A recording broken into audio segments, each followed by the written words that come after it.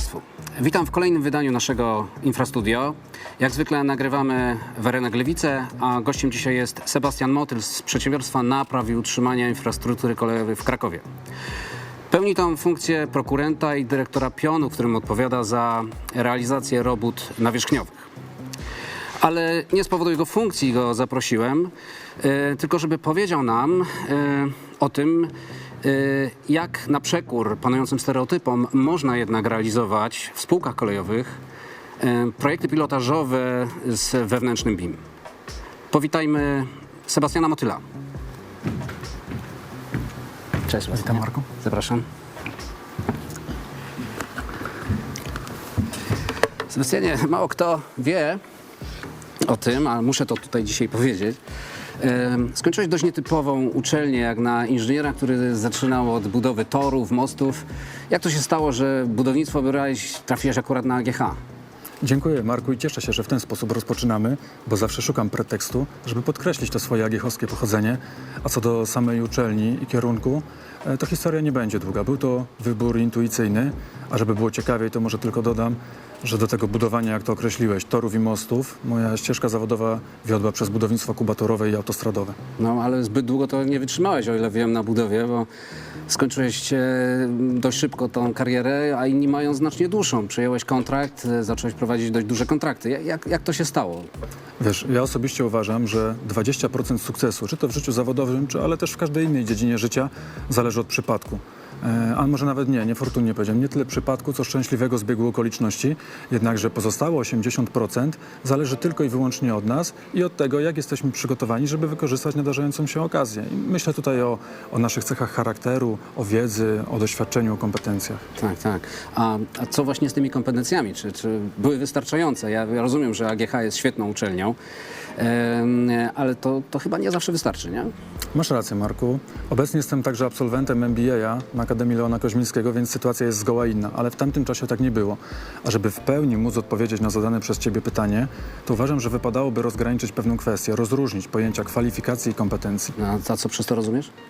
Otóż według mnie kwalifikacje mogą być miarą kompetencji, ale nimi nie są. Jakkolwiek by to nie zabrzmiało, więc wyjaśnię, że kwalifikacje są to wszystkie papiery, które kolekcjonujemy. Uprawnienia, dyplomy, certyfikaty, a kompetencją według mnie jest bliżej do takich predyspozycji zawodowych rozumianych jako pewien zespół cech, takich jak tutaj umiejętności nasze czy wiedza.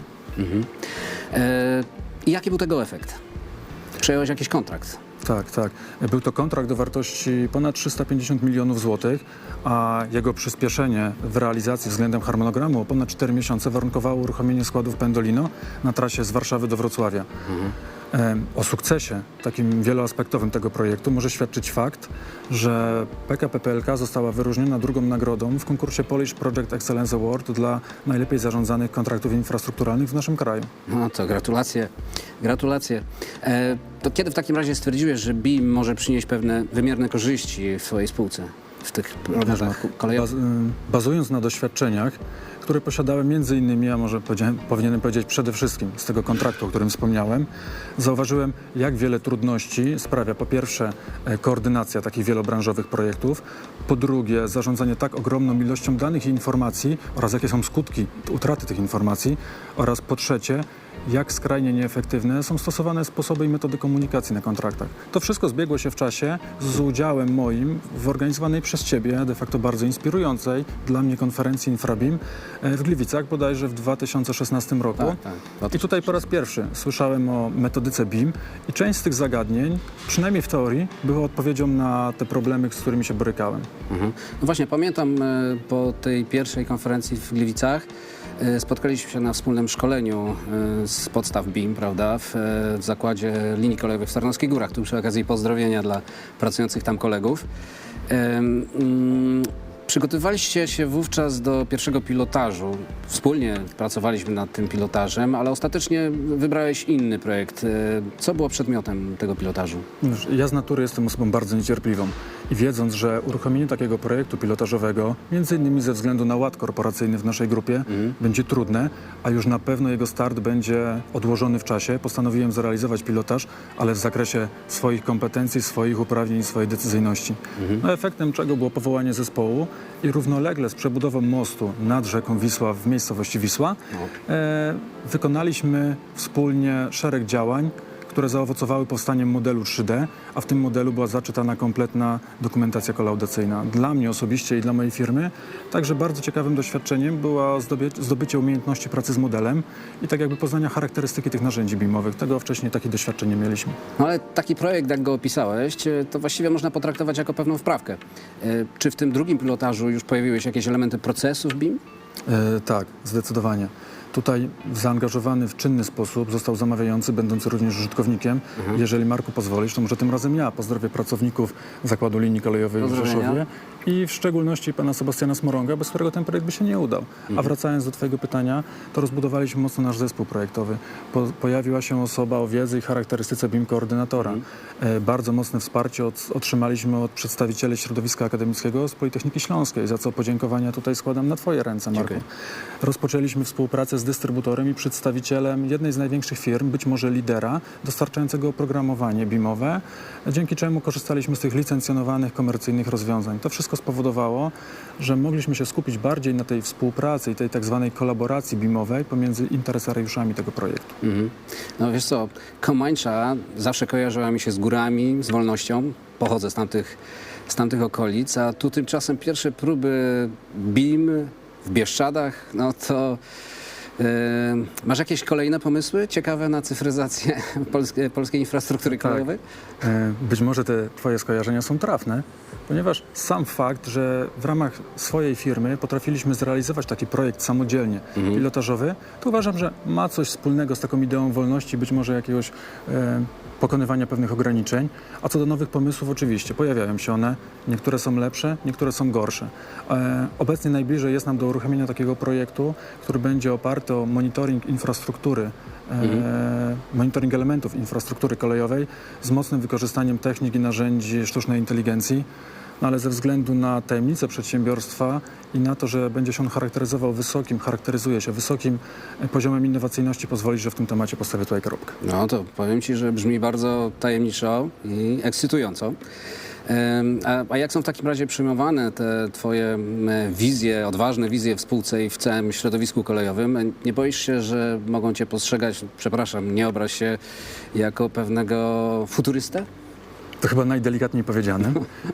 Dlatego być może wolałbym określenie innowatora. Dobrze. Ale powiem ci, że sytuacja z BIM-em była bardzo podobna do tej, którą obecnie przechodzę ze sztuczną inteligencją. Jeżeli w środowisku kolejowym zaczynam mówić o takim połączeniu polska kolej i sztuczna inteligencja, no to naprawdę dla wielu osób to są dziedziny i obszary tak odległe, że wręcz trudne do pogodzenia. Gdy przechodzę i mówię o spółce kolejowej w kolejnym etapie i implementacji sztucznej inteligencji, to niektórzy moi rozmówcy traktują to w kategoriach abstrakcji, a gdy już przechodzę do państwowej spółki kolejowej, takiej jak moja, jak firma Pnuik, w związku z implementacją elementów sztucznej inteligencji, to nierzadko staje się to tematem do mniej lub bardziej nomen omen inteligentnych żartów. A teraz już zamykając, Marku, może ten temat i spinając go, to ci powiem, że 10 lat już pracuję w tej firmie kolejowej, z czego ponad 6 lat na stanowiskach menedżerskich wyższego szczebla. Kilka rzeczy udało mi się zrealizować, więc myślę, że mam ten komfort i mogę sobie pozwolić na niesłuchanie tego, co mówią inni, a takie konsekwentne realizowanie swoich celów. No to bardzo podoba mi się taka postawa, popieram ją, ale powiedz mi, jak wygląda ta twoja wizja infrastruktury w Polsce? Krążymy, Marku, cały czas tutaj w rozmowie wokół tematów związanych z cyfryzacją procesów budowlanych, więc też odpowiem w tym kontekście. Pandemia dość nieoczekiwanie wymusiła, że te wszystkie procesy związane właśnie z cyfryzacją, z zarządzaniem, z pracą w rozproszonych zespołach stały się kluczowe i to może nawet nie tyle w kontekście rozwoju przedsiębiorstw, co w kontekście w ogóle dalszego ich funkcjonowania. Powiedzmy sobie szczerze, w tym okresie przed lockdownem to były obszary takie dość niedocenione. No bo tak patrząc na taki Pnuik, to przecież musi realizować kontrakty bez względu na to, czy jest pandemia, czy nie. Jak wam się udało utrzymać jakiś portfel na przyzwoitym poziomie w tych trudnych czasach? Wiesz, ja zaryzykuję tutaj stwierdzenie, że poradziliśmy sobie bardzo dobrze z tymi zmianami w organizacji, w sposobie pracy spowodowanych COVID-em. Obecnie nasz portfel projektów kształtuje się na poziomie 1,2 miliarda złotych, co jest wynikiem historycznie rekordowym dla naszej spółki, ale jest jedna bardzo ważna rzecz, którą chciałbym podkreślić. My nie tylko potrafimy budować ten portfel, pozyskując kolejne zadania, ale również skutecznie je realizujemy. To, o czym dzisiaj mówiłeś cały czas, a mam na myśli oczywiście te tematy związane z BIM, To jest taki klasyczny przykład oddolnych inicjatyw wdrażania BIM. Myślę, że głównie wynikają one z Twojej pasji, z Twojego interdyscyplinarnego podejścia, spojrzenia, ale czy myślisz, że to wystarczy, aby skutecznie wdrożyć BIM w naszym kraju?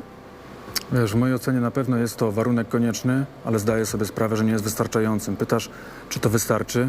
Odpowiem, że nie wiem. Ja wierzę, że wystarczy. Obserwuję, że w krajach takich jak Kanada, Wielka Brytania czy kraje skandynawskie rozwój spowodowany jest inicjatywą odgórną. W naszym kraju jest to, mam wrażenie, inicjatywa oddolna.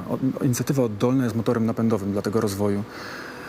Uważam także, że w pewnym momencie następuje takie zdarzenie, że ta inicjatywa odgórna i oddolna muszą zacząć razem współpracować. I teraz, który z tych modeli będzie skuteczniejszy i lepszy, nie wiem, czas pokaże. Szukając takiego atutu i argumentu po naszej stronie, uważam, że wśród kadry inżynierskiej znajdujemy bardzo wiele młodych, ambitnych osób, które chcą się uczyć i mogą coś tutaj wnieść, a dodatkowo ja w swojej branży kolejowej coraz więcej osób na wysokich stanowiskach menedżerskich i także pełniących wysokie funkcje techniczne w budownictwie, to są osoby młode. Ta średnia wieku osób na tych stanowiskach regularnie spada i to jest budujące. Wiesz co, muszę powiedzieć, że taka wiara w polskich inżynierów, a zwłaszcza w ich kreatywność, towarzyszyła chyba wszystkim moim gościom tutaj w tym studio. To jest bardzo budujące. To jest naprawdę budujące. A jest szansa, że podzielisz się jeszcze swoimi pomysłami z uczestnikami Infrabim? Więc tak, wszystkim inżynierom bardzo mocno kibicuję i chciałbym, żeby jeszcze mocniej uwierzyli w swoją kreatywność. A co do Infrabimu, może bez takiej 100% deklaracji, ale jest szansa, Marku, że zobaczymy i usłyszymy się w październiku. Super, super, dziękuję za przynajmniej taką deklarację. Sebastianie, bardzo Ci dziękuję za dzisiejsze spotkanie, za rozmowę. Chciałbym tylko dodać, że taką oddolną inicjatywą w zakresie BIM jest też nasze Infrastudio, no i oczywiście Infrabim. Państwu dziękuję już za uwagę i zapraszam na kolejne wydania naszego Infrastudio.